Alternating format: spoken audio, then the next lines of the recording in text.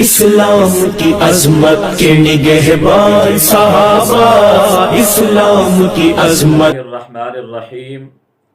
جب حدیث پیش کی جاتی ہے کہ امام کی قرأت مقتدی کی قرأت ہے، مقتدی کو اپنی الگ قرأت کرنے کی ضرورت نہیں ہے، اس پر سوال ہوتا ہے کہ فاتحہ تو قرأت ہے ہی نہیں،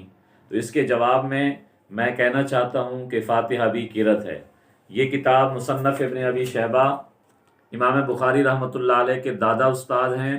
ان کی جلد نمبر اول ہے اور اس کا صفحہ نمبر ہے 447۔ اس پر حدیث موجود ہے کہ حضرت انس رضی اللہ تعالیٰ عنہ سے روایت ہے ان رسول اللہ صلی اللہ علیہ وسلم و ابا بکر و عمر و عثمان کانوا یستفتحون القراءۃ بالحمد للہ رب العالمین، کہ حضرت نبی اکرم صلی اللہ علیہ وسلم اور حضرت ابو بکر اور حضرت عمر اور حضرت عثمان یہ قرأت ہی الحمدللہ سے شروع کیا کرتے تھے۔ اور دوسری حدیث موجود ہے جو حضرت عائشہ رضی اللہ تعالی عنہ سے روایت ہے ان النبی صلی اللہ علیہ وسلم، کہ بے شک حضور پاک صلی اللہ علیہ وسلم کان یفتتح الصلاۃ بالتکبیر، نماز کو تکبیر سے شروع کیا کرتے تھے، والقراءۃ بالحمد للہ رب العالمین، اور قرات کو الحمدللہ رب العالمین سے شروع کیا کرتے تھے۔ تو فاتحہ قرأت ہے، بلکہ نبی اکرم صلی اللہ علیہ وسلم، حضرت ابو بکر، حضرت عمر، حضرت عثمان